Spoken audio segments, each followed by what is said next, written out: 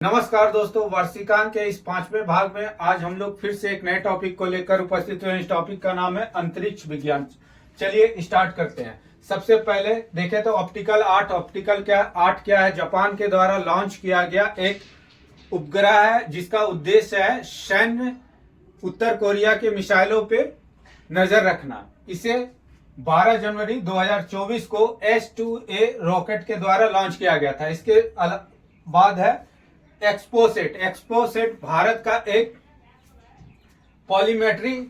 X ray पॉलीमेट्री satellite है जिसे 1 जनवरी 2024 को लॉन्च किया गया था PSLV C58 के द्वारा। ये बहुत इंपॉर्टेंट है और इसरो का यह 60वां मिशन है। इसे जो है पृथ्वी के निम्न कक्षा में स्थापित किया गया। भारत का यह पहला मिशन है। इससे पूर्व यूएस ने यानी नासा ने इमेजिंग एक्सरे पॉलीमेट्री एक्सप्लोरर मिशन का भेजा था। पॉलीमेट्री है क्या? पॉलीमेट्री की सहायता से खगोलविद धूमकेतु से लेकर दूर स्थित आकाश गंगाओं जैसे खगोलीय पिंडों के बारे में जानकारी प्राप्त करते हैं। इसका उद्देश्य, इस सैटेलाइट को भारत का भेजने का उद्देश्य क्या है? चमकदार खगोलीय एक्सरे स्रोतों की संपूर्ण गति की अध्ययन करना। अब पॉलीमेट्री का मतलब थोड़ा ध्रुवीकरण का मतलब समझ लेते हैं। ध्रुवीकरण होता है क्या? जैसे मान लीजिए कोई इमेज है, कोई तस्वीर है या फिर एक नदी है। ये नदी है, नदी के अंदर कोई मछली स्थित है।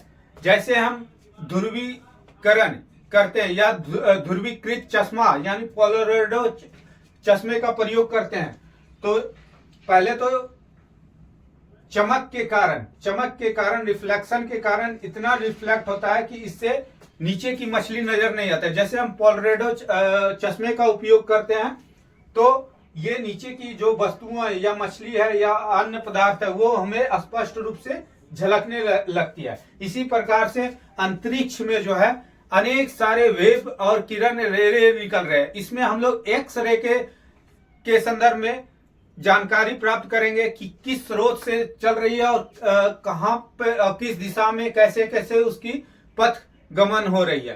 तो यही काम जो है इसरो के द्वारा एक्सपोसेट के द्वारा किया जा रहा है। इसमें 2 पेलोड लगाए गए हैं जिसे LIX यानी पॉलिरीमीटर इंस्ट्रूमेंट इन एक्सरे और एक्सपेक्ट यानी एक्सरे एक्सपेक्ट्रोस्कोपी एंड टाइमिंग 2 ये पेलोड लगाए गए हैं। महत्वपूर्ण मिशन है आदित्य L1 को इसरो के द्वारा 2 सितंबर 2023 को लॉन्च किया गया था PSLV 57 के द्वारा। 6 जनवरी को यह अपने निर्धारित कक्षा यानी L1 पॉइंट यानी लैग्रेंज पॉइंट 1 पे पहुंच चुकी है। लैग्रेंज पॉइंट क्या होता है? वह स्थान जहां से सूर्य को बिना किसी ग्रहण या अवरोध के देखा जा सकता है। यानी उस पॉइंट पे कोई भी वस्तु अगर भेज दिया जाए तो वह स्थिर प्रतीत होता है। इस प्रकार के सूर्य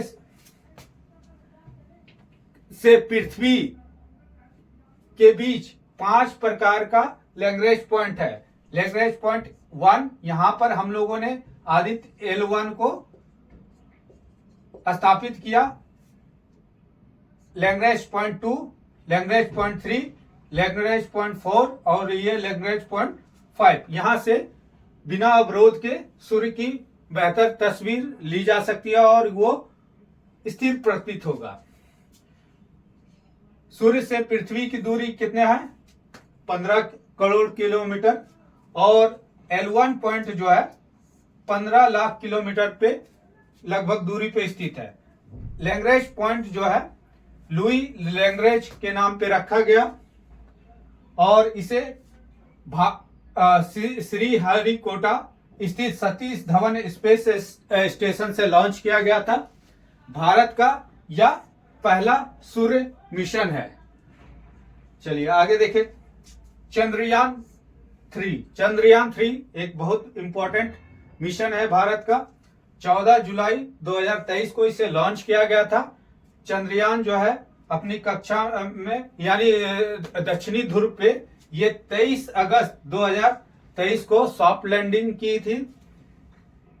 इसे LVM-3 M4 के द्वारा लॉन्च किया गया था। ये बहुत इंपॉर्टेंट पॉइंट है जिसे पीटी पॉइंट ऑफ व्यू से पूछा जा सकता है। और जहां पे चंद्रयान 3 सॉफ्ट लैंड की थी उस पॉइंट को हम लोगों ने शिव शक्ति पॉइंट कहा। और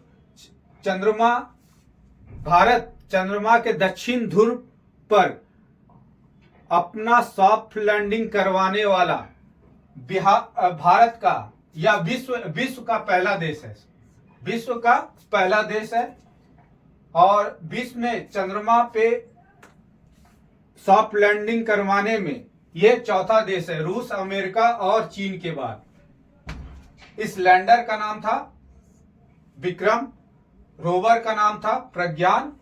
उपलब्धि क्या हुआ चंद्रयान मिशन 3 का, तो इन्होंने चंद्रयान मिशन 3 ने दक्षिण ध्रुव पर सल्फर का पता लगाया। इसके अलावा चंद्रयान 3 के propulsion मॉड्यूल यानी PM को पृथ्वी की कक्षा में वापस लाकर इसरो ने एक बड़ी उपलब्धि हासिल की। इससे होगा कि अंतरिक्ष मलबा को हमें कम करने में सहायता मिलेगी। इसके अलावा चंद्रयान 2 पर जहां पर क्रैश हुआ था सॉफ्ट लैंडिंग के दौरान, उस पॉइंट को तिरंगा पॉइंट नाम दिया गया। काफी पीटी पॉइंट ऑफ व्यू से इंपॉर्टेंट। और जब हम लोगों ने चंद्रयान 3 को सॉफ्ट लैंड करवाया था पृथ्वी के चंद्रमा के दक्षिणी ध्रुव पर, तो इस दिवस इसलिए 23 अगस्त को इस कारण भारत ने इसे अपना राष्ट्रीय अंतरिक्ष दिवस घोषित किया है। रमन 1 एक रॉकेट इंजन है। इसका परीक्षण 2 जून 2023 को किया गया है। रमन 1 का प्रयोग जो है विक्रम 1 रॉकेट में रोल एटीट्यूड कंट्रोल में किया जाएगा। इसके अलावा रमन 2 का भी सफल परीक्षण किया गया। इसे 21 जुलाई 2023 को इसका परीक्षण किया गया। परीक्षण महेंद्रगिरी स्थित इसरो प्रोपल्शन कॉम्प्लेक्स में लिक्विड थ्रस्ट टेस्ट फैसिलिटी में किया गया है। स्काई रूट इंजन में इसका प्रयोग किया जाएगा, यानी विक्रम 2 में इसका प्रयोग किया जाएगा। और विक्रम 2 के चौथे चरण में एकीकृत इसे किया जाएगा। एक और इंपॉर्टेंट प्लेस है जो पीटी के पॉइंट ऑफ व्यू से काफी इंपॉर्टेंट है, कुलशेखरपट्टिनम। ये क्या है? इसरो का दूसरा लॉन्च पैड है। अभी तक इसरो के पास मात्र एक लॉन्चिंग पैड है, वो अंतरिक्ष लॉन्चिंग पैड वो है सतीश धवन अंतरिक्ष केंद्र श्रीहरिकोटा आंध्र प्रदेश में। लेकिन अब ये दूसरा लॉन्चिंग पैड बनाया जा रहा तमिलनाडु के थुथुकुडी कुलशेखरपट्टिनम में। और इसे छोटे उपग्रहों को प्रक्षेपण करने के लिए इसका प्रयोग किया जाएगा। इसके अलावा देखिए NVS-01 क्या है? ये इसका परीक्षण जो है 29 मई 2023 को किया गया। इसरो का यह सेकेंड जनरेशन नेविगेशनल सैटेलाइट है। इसका प्रक्षेपण GSLV Mark 2 K2 F12 द्वारा किया गया। GSLV Mark K2 F12 द्वारा। वर्तमान में भारत का जो नेविगेशनल सैटेलाइट है मात्र 20 मीटर की ऊंचाई से एक सटीक फिगर ले सकता है, लेकिन अब जो है सेकेंड जनरेशन नेविगेशनल सैटेलाइट का प्रयोग करके इसे 20 मीटर से भी कम ऊंचाई पे हम लोग एक सटीक पिक्चर लेने में सक्षम हो सकेंगे। OneWeb के 36 उपग्रहों का सफल परीक्षण इसरो के द्वारा 26 मार्च 2023 को LVM-3 के द्वारा ब्रिटिश कंपनी OneWeb के 36 उपग्रहों को उसकी कक्षा में सफलतापूर्वक स्थापित कर दिया। फिर एस्ट्रोसेट इसरो की दूरबीन है जिसके माध्यम से 600 से अधिक गामा किरण विस्फोटकों का पता लगाया गया। इसे 22 नवंबर 2023 को इसका फोटो जो है प्रकाशित किया गया। गामा किरणें विस्फोट क्या है? बड़े पैमाने पर न्यूट्रॉन सितारों की मृत्यु या न्यूट्रॉन सितारों के तारों के विलय का प्रतिनिधित्व करती है। इसके अलावा देखें TVD-1 बहुत important, test vehicle orbit mission 1। यह क्या है? इसका सफल परीक्षण जो है 21 अक्टूबर 2023 को इसरो के द्वारा किया गया है। यह भारत का जो महत्वाकांक्षी मानव युक्त मिशन है उसके लिए इस TVD-1 यानी टेस्ट व्हीकल ऑर्बिट मिशन 1 का सफल परीक्षण किया गया। इसके अलावा निसार नासा और इसरो के द्वारा विकसित लो अर्थ ऑर्बिट वेधशाला है। 8 मार्च 2023 को नासा के द्वारा निसार इसरो को सौंप दिया गया है। निसार का उपयोग जो है कृषि मानचित्र और भूस्खलन के जोखिमों को वाले क्षेत्रों को पता लगाएगा। इसके अलावा अन्य कार्यों में यह सहयोग प्रदान करेगा। इसरो के द्वारा इसे संभवतः 2024 में इसका प्रक्षेपित किया जाएगा। शॉर्ट सरफेस वाटर ओशियन ट्रोपोग्राफी 16 दिसंबर 2022 को नासा ने फ्रांस के CNES अंतरिक्ष स्पेस एजेंसी के साथ मिलकर और साथ में UK स्पेस एजेंसी और कनाडाई अंतरिक्ष स्पेस एजेंसी के सहयोग से इसका विकास किया गया है।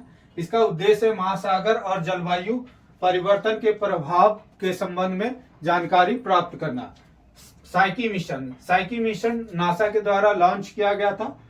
इसका उद्देश्य है क्षुद्रग्रह साइकी पर अध्ययन करना और उसके संदर्भ में विस्तृत जानकारी प्राप्त करना। इसके अलावा LHS 475b ये क्या है? एक एक्सोप्लैनेट है। इसके खोज जो है नासा के द्वारा जेम्स वेब टेलीस्कोप के द्वारा 11 जनवरी 2023 को किया गया था। विक्रम S क्या है? भारत का पहला निजी रॉकेट है। ये इंपॉर्टेंट है। इसे 28 नवंबर 2022 को सफलतापूर्वक इसे लॉन्च किया गया था श्रीहरिकोटा आंध्र प्रदेश से। इसे मिशन प्रारंभ नाम दिया गया था। जुपिटर 3 क्या है? जुपिटर 3 है विश्व का सबसे बड़ा वाणिज्यिक संचार उपग्रह। यह एलन मस्क की कंपनी जो है स्पेस एक्स ने इसे 28 जुलाई 2023 को लॉन्च किया था। इसे इकोस्टार 24 XX4 के नाम से भी जानते हैं। स्पेस एक्स का 29वां मिशन। स्पेस एक्स ने 9 नवंबर 2023 को 46 स्टारलिंक उपग्रहों को पृथ्वी की निचली कक्षा में स्थापित किया है। इसके अलावा अन्य महत्वपूर्ण तथ्य में देखें तो बृहस्पति सौर मंडल का सर्वाधिक उपग्रह वाला ग्रह है। इसकी उपग्रहों की संख्या जो है 95 है। इसके अलावा इसरो ने 2040 तक चंद्रमा पर अपना पहला मानव मिशन भेजने का लक्ष्य रखा है। इसके अलावा भारतीय अंतरिक्ष स्पेस स्टेशन को इसरो ने 2035 तक चालू करने का लक्ष्य रखा। इस प्रकार हम लोगों ने अंतरिक्ष विज्ञान के संदर्भ में विभिन्न बिंदुओं पे चर्चा की है। अब आगे नए वीडियो में फिर से एक नए टॉपिक को लेकर उपस्थित होंगे। तब तक के लिए धन्यवाद।